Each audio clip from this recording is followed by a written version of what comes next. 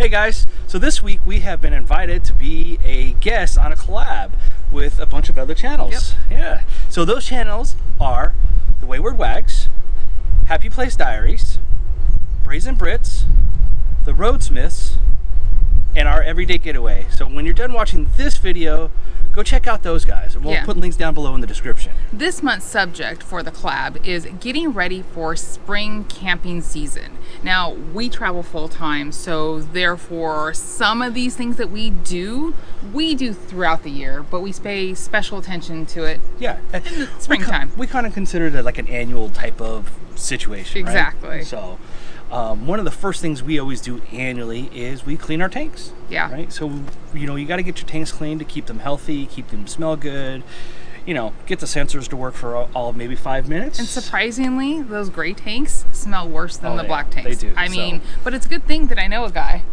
Wow. To clean those tanks. So we don't have to hire necessarily anybody, but that's a win. It's definitely recommended to get them cleaned at least once a year though. Yeah, definitely, for sure. The other thing that we do throughout the year, but we definitely, when it's pollen season and all that fun stuff, is we clean our ACs. So Joel will get up on the roof because I'm not doing that. And he's going to do his little magic up there and clean it all.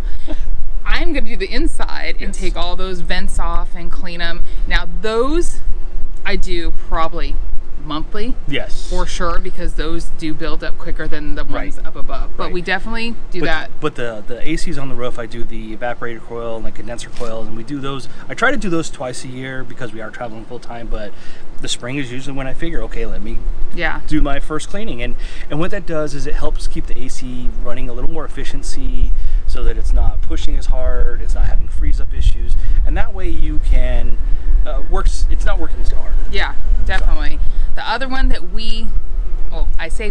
I love to do, him not so much, is decluttering. Like, we try to follow that rule of one thing in, one thing out.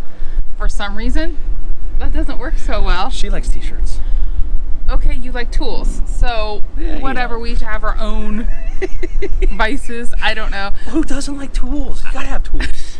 So we take this opportunity once, maybe twice a year. I'm trying to get better about doing it monthly, of going through inside and outside as much as you don't like to, and getting rid of stuff that we have not used in weeks, months. Yes, we did really good this time. We did really good this time. There's a bunch of stuff going on. We had a big haul to Goodwill and to the garbage bin, so that was good.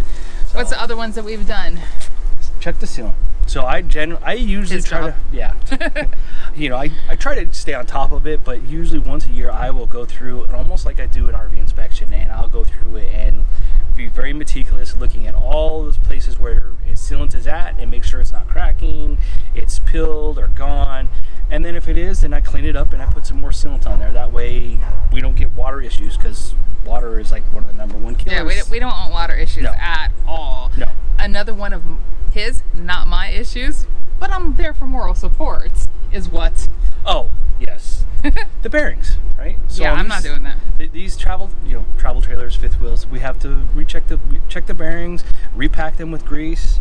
Messy job. Somebody's got to do it. It is definitely a messy job. So, but usually that's the time. What I'll do is I'll take the time and rotate my tires on the RV, check the brakes, make sure everything's looking good. At this time also, I will check the breakaway switch, right? So that's a little known thing that I don't think a lot of people think about doing that. Yeah. And the breakaway switch, believe it or not, can wind up either freezing up and you can't even pull it out, which would be disastrous. Yeah. Or when you pull it, nothing happens. So either or, I don't want that to happen. So generally what I'll do is I'll pull the breakaway switch and I'll check for amps, make sure I'm getting amps going through the wire, and then I'll have someone, like, usually my wife. Someone, like there's anybody else in the RV. The dogs. I'll go have her stand by the tire, since I'm pulling the breakaway switch. You can actually hear the brakes engage, so that makes it a little bit easier. So we know they're working. So if the RV were to ever come detached from our truck, we know the brakes. No. Yeah, that would be disastrous. But we know that the brakes are going to engage, and at some point we'll stop the RV. Fingers crossed. That's the theory. We don't want to test the theory, though. No, you don't want to test it. Gosh, this seems like this list for spring cleaning is a lot on you. It does. Good job, bud. Good job. Yeah, you know that honeydew, it just gets longer. I do cooking, cleaning, you know. She takes care of me. I take care of him. I don't know. But you also have to check that darn water heater, because if we're out of hot water, then you might hear from me. Well, not even just, but running out. I have to if it's not working properly, yes, so then I'm going to run out. We have a Suburban, which has an anode rod in it.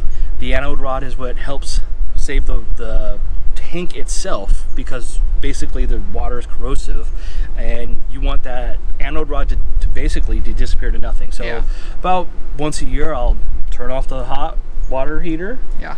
Right.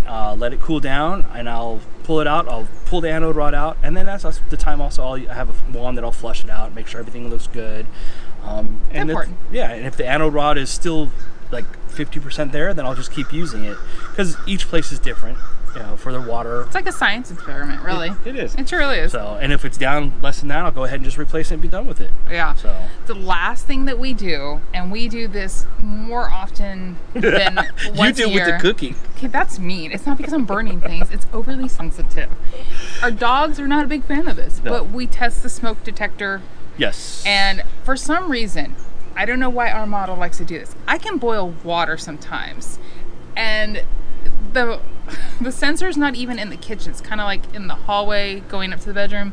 It likes to go off and make everybody think that I'm burning something, and I'm really not. So, not my fault. Well, we know it works. It works. I mean, it works. And then you also check, what is it again? Because the LP and CO sensor, right? So with the LP, what you can do is take a little lighter, and you know how when you click it and you get the flame? Well, if you click it and not get the flame, it's actually going to be putting out a little bit of LP, and you can hold that up next to it, and it'll actually trip it, right? So you know that it's still working properly. Yeah. So. I mean, the list doesn't sound long. No. And I think because we do it throughout the year. Some of it. It's most of it. Well, the bearings I'm not. Okay. The so AC now he's not. getting picky.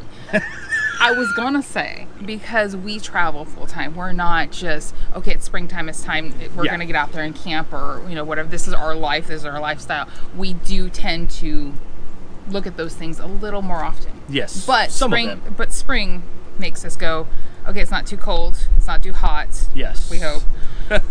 It gives us the motivation to do some of those more detailed things. Yes. So. And some of the time-consuming things. Yeah. Right? So we want to thank everyone that invited us to the collab this month. We've had a great time doing this video. We have. Like we said before, when you're done watching our crazy nonsense, check out all those channels below. Yes. And they have other tips and tricks maybe that we're not even thinking of, because we don't know it all. And if you have something that you do on your RV that we didn't mention or do, put it in the comments below. Yeah, we'd love to hear other people's ideas, because sometimes, it's something we haven't even thought of yet. So until next week's, guys, get out and enjoy your adventure. We'll see you guys. Bye. Bye. If you enjoyed this video, please consider subscribing and liking our channel. Don't forget to click that bell to be notified when we release another crazy video.